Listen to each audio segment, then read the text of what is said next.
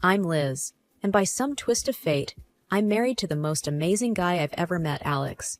We're both 28, got our own place, pay our bills, and live a life that's ours.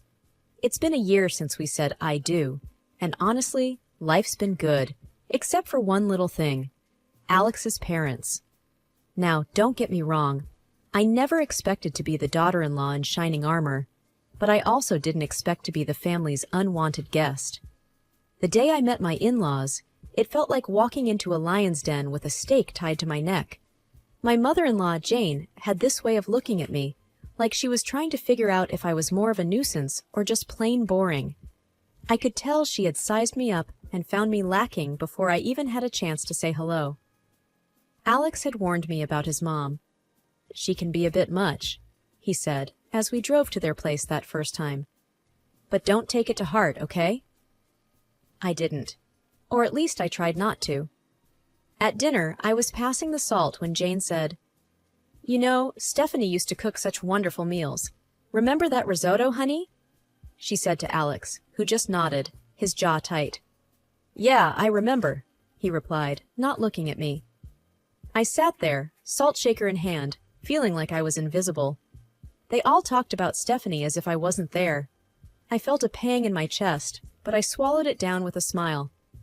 "Sounds like she was a great cook," I said, trying to seem unaffected. Jane's eyes met mine, and she smiled, but it didn't quite reach her eyes. "Oh, she was. She was a lot of things." That night, I told Alex how I felt. "It's like she's measuring me against some ghost." Alex hugged me close. "You're the one I chose, Liz. That's all that matters." I wanted to believe him, but as I'd learn, Jane had a long game in mind, and I was the pawn she was eager to sacrifice. I just didn't know it yet. Living with an allergy isn't just inconvenient. It's like having a shadow that's constantly whispering danger in your ear. Since I was a kid, peanuts have been my arch nemesis. It started with a spoonful of peanut paste and a trip to the emergency room that left my parents with a crystal-clear message: keep her away from peanuts and a whole host of other foods if you want her to grow up. It's not just peanuts, though. Soy, peas, cherries, almonds, tomatoes, apricots, bananas, and even potatoes, they're all off-limits. It's a list that makes waiters raise an eyebrow and friends hesitate to invite me over for dinner. It's also a list that my mother-in-law, Jane, knows by heart, yet she somehow manages to question every single time we're over for dinner. "Are you sure you can't even have a little bit of this pie? It's got almond extract," she'd ask, with a tone that hovered between concern and disbelief. I would smile politely, though I'd rather not, and say, "Yeah, I'm sure. Thanks, though." It was the same dance every time. I remember once, at a family gathering, I was navigating the buffet, a mental checklist running through my head. Alex was by my side, plate in hand, trying to help me find something safe to eat. That's when Jane swooped in, her voice sickly sweet. "Liz, you must try this casserole. I made sure it was Liz-friendly," she announced, but the glint in her eye didn't match her nurturing words. Alex paused, his fork mid-air. "Mom, you used cream of mushroom soup in this, right?" he asked, knowing full well that many brands included soy, a big no-no for me. Jane's smile faltered for a second. "Oh, I think so. It should be fine." But it wasn't fine, and we both knew it. We made our excuses, me leaving the casserole untouched. But the incident stuck with me. It was a small victory in what felt like an ongoing battle, a battle where Jane held all the cards because she controlled the kitchen. I've learned to navigate this world with careful steps. Eating out is a strategic operation. Alex and I were at our favorite Italian place, a rare find that understood the gravity of food allergies. I'd recited my usual spiel to the waiter, who nodded understandingly. Alex watched me with those soft eyes of his, the ones that said he'd do anything to make my life easier. "You okay?" he asked, after the waiter left. "Yeah, I'm fine. I just hate making a fuss," I replied, folding my napkin on my lap. "You're not making a fuss. You're making sure you don't, die," he said, half joking, half serious. I laughed, a short, grateful sound. "Well, when you put it that way." After dinner, as we walked under the clear night sky, I felt light, happy. That's when my phone buzzed with a text from Jane. Her words were like a cloud over the moon, darkening the moment. Be careful, Liz. Not everyone takes your condition seriously. Wouldn't want anything to happen to you.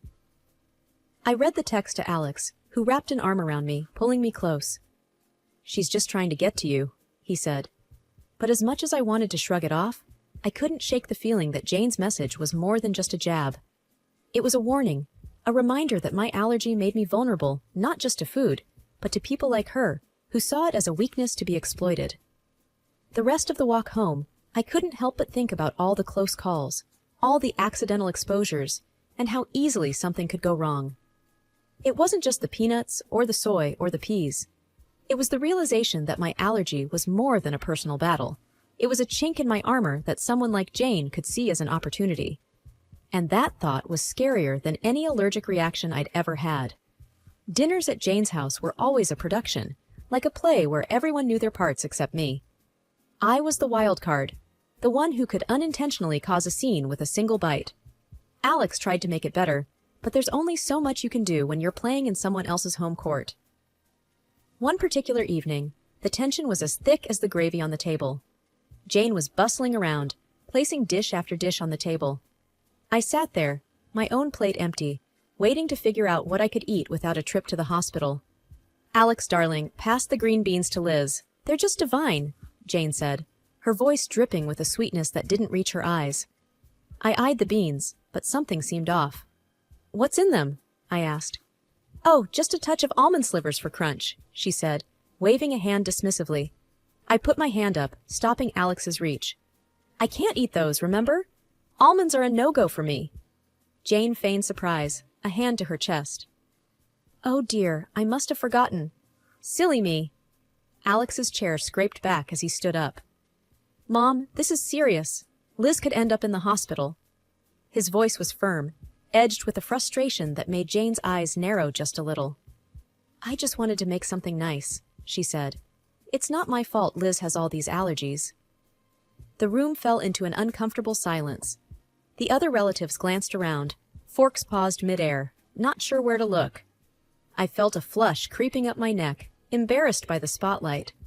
Alex's dad, Mark, tried to break the tension.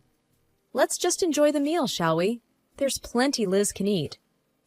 But the damage was done. The rest of the dinner passed in strained politeness, with Jane asking pointed questions about my allergies, as if she were taking notes for next time. Later, when Alex and I were alone, he apologized. I'm sorry, Liz. I should have double-checked everything before we came. I shook my head, tired of feeling like a problem to be managed. It's not your fault, but I'm starting to think your mom does these things on purpose. He didn't answer, and he didn't need to. We both knew the truth. Jane was serving up a side of malice with every meal, and I was the main course. I could always tell when Jane had been working on Alex. He'd get this distant look in his eyes, like he was seeing me, but also seeing through me, weighing her words against his own judgment. This particular evening, it was like a cloud had settled over him, and I knew it before he even said a word. Mom thinks we should consider...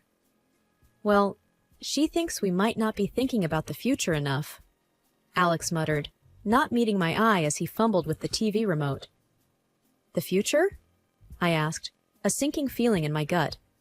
Yeah, kids and your health issues, he continued, the word issues hanging awkwardly in the air between us. I felt a tightness in my chest. She talked to you about my allergies again, didn't she? He sighed, setting the remote down. She's just worried, Liz. She thinks it's a lot for us to handle, especially if we want a family. I bristled. We've talked about this. I've managed so far, haven't I? And there are plenty of people with allergies who have kids. Alex ran a hand through his hair, a sure sign he was stressed. I know. It's just... She has this way of making me doubt things. The room was quiet for a moment, the tension thick. I watched him, this man I loved, wrestling with the seeds of doubt his mother had planted. Alex, do you doubt us? I asked, my voice barely above a whisper. No. He looked up, finally, his eyes clear and firm.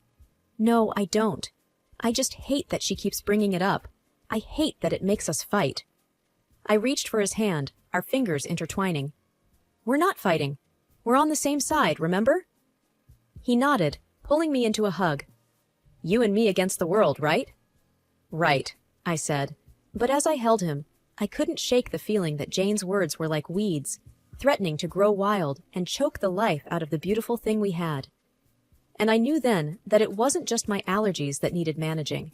It was the doubts that could seep into the cracks of even the strongest relationships. The news of my pregnancy came as a surprise, a happy one for Alex and me, a complicated one for everyone else. The day we announced it to his parents, Jane's reaction was like watching a robot trying to mimic human emotions. A pause, then a smile that didn't quite match the situation. "We're going to have a baby, Mom," Alex said, his voice a mix of pride and caution as he gauged his mother's reaction. "That's wonderful," Jane managed to say, the words sounding foreign in her mouth. "We must have a family dinner to celebrate." I was skeptical. Celebrations at Jane's were never just celebrations, but I saw the hopeful look in Alex's eyes and agreed. The night of the dinner, the house was buzzing with relatives. Jane was the perfect hostess, floating from guest to guest with a grace that felt almost genuine. When she reached us, her smile was practiced. "Congratulations, Liz," she said. "This is such a joyous occasion." "Thank you, Jane," I replied, trying to match her formality. "We're excited." Alex wrapped his arm around my waist, a silent thank you for playing along. As dinner approached, I felt the familiar anxiety. A table full of food was a minefield for me, but tonight, I hoped, would be different. The table was a feast, dishes upon dishes laid out, and I felt every eye on me as I hesitated, my hand hovering over the options. "Go on, dear," Jane urged. "Eat up. You're eating for two now." I smiled weakly, choosing the safest options, vegetables and rice, plain and simple. But as I reached for a slice of bread, Jane stopped me. "Actually, maybe not that one," she said quickly. "I'm not sure if the baker used soy flour." I paused, bread in hand, and met her gaze. There was a flicker of something there. Concern, or was it a challenge? "Thank you for letting me know," I said, putting the bread down. But the warning bells were already ringing in my head. How did she know about the soy flour? It seemed too close a call, too perfect a save. The rest of the meal passed in a blur, congratulations mingling with the clinking of glasses. But I couldn't shake the feeling that Jane's hospitality was a veneer, and beneath it lay a trap, set and waiting for just the right moment. The family dinner in honor of our future baby was nothing short of a banquet. Jane had outdone herself, and there was a spread that would make a Thanksgiving dinner look modest. But my stomach was in knots, not from hunger, but from fear. Every dish was a potential hazard, a hidden enemy that could send me to the hospital, or worse. As we all took our seats, the chatter around the table was lively, filled with the usual family gossip and stories. Jane was at the head of the table, presiding over the feast like a queen in her court. She called everyone to attention with a gentle tap of her glass. "Before we begin, I just want to say how thrilled we are to be celebrating Liz and Alex's upcoming addition to our family," Jane announced, her voice steady and clear. There was a round of hear, hear, and applause. I forced a smile, feeling Alex squeeze my hand under the table. "Thank you, everyone," I said. "We're really looking forward to this new chapter in our lives." The meal began, and I tentatively picked at my food, choosing the simplest items. Alex watched me, his brow furrowed with concern. "You doing okay?" he asked quietly. "Yeah, just being careful," I replied, pushing a roasted potato around my plate. Jane's eyes were on me, and I felt like a specimen under a microscope. "Liz, you haven't touched your salad. The dressing is on the side, just as you like it," she said, her voice tinged with a forced cheerfulness. "Thank you, Jane. I'm just not much of an appetite tonight," I said, avoiding the salad that I knew could easily contain hidden allergens. As the dinner wore on, the tension grew. Every time Jane offered me something, my anxiety spiked.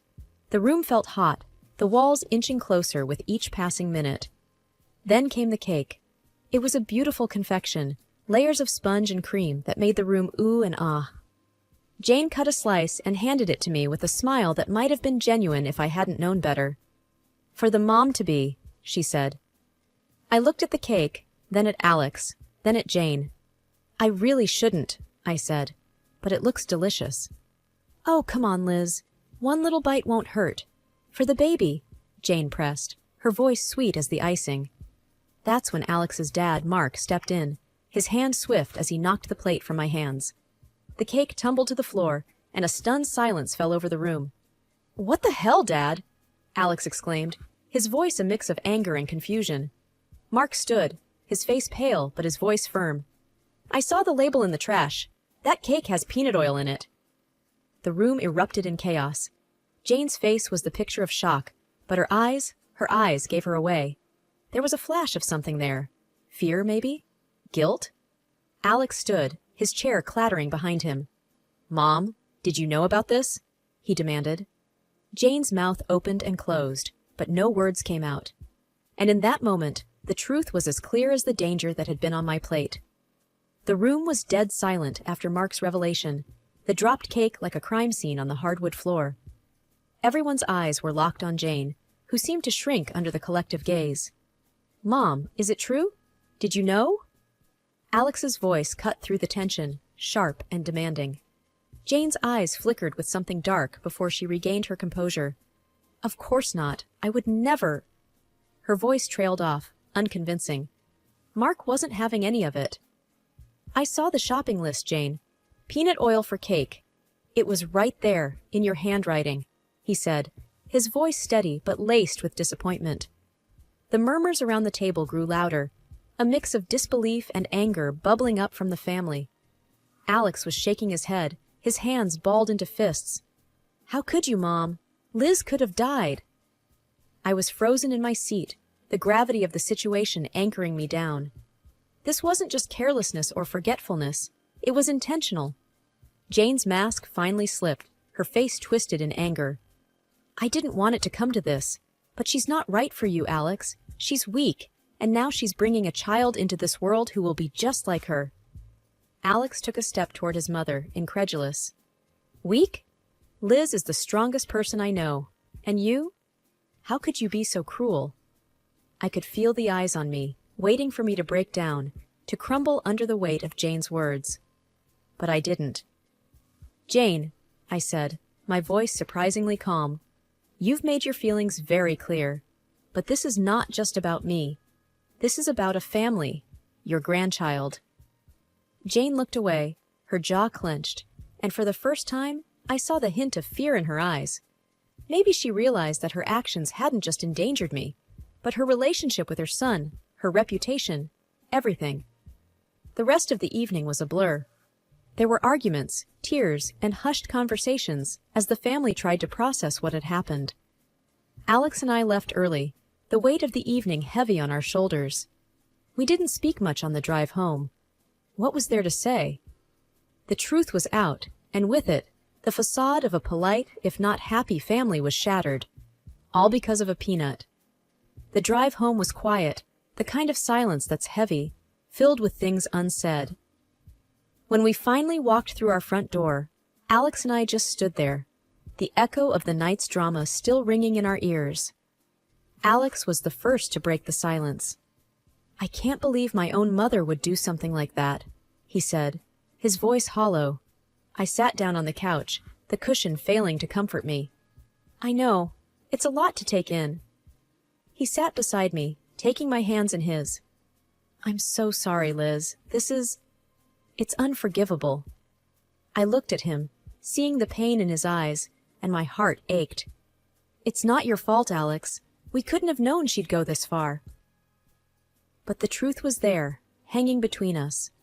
Jane had crossed a line, and there was no going back. The family was in pieces. Some stood by us, shocked and appalled by Jane's actions, while others struggled to wrap their heads around the reality of the situation. The next few days were a whirlwind. Alex's phone buzzed constantly with messages and calls. Relatives wanted to express their shock, their support, their apologies. And through it all, there was a deafening silence from Jane. No apologies, no explanations, nothing. Alex finally broke the news to me a week later. Dad's left her. He can't get past what she did. He said it's been a long time coming. I wasn't sure how to feel. Relief, sadness, pity? And Jane? I asked tentatively. He said she's not handling it well. She's alone now, Alex replied, a twinge of something like regret in his tone. We sat in our living room, the walls we'd painted together, the furniture we'd picked out during countless trips to the store. It was our home, filled with our memories, our love. And outside, there was a storm brewing, one that threatened to uproot everything we knew. But in that moment, I realized that no matter what happened, we had each other. We were a team, about to bring a new life into the world, and that was what mattered. I love you, Liz, Alex said, pulling me close. I love you too, I whispered back. The fallout from that night would linger. The scars it left on our family would take time to heal. But as I looked at Alex, at the life we'd built, and the future we were about to embark on, I knew that we'd weather any storm together. And as for Jane, she was a chapter in our lives that we had closed, a story that we wouldn't let define us. From now on, it was just us, our baby, and the road ahead. Whatever it brought, we'd face it together.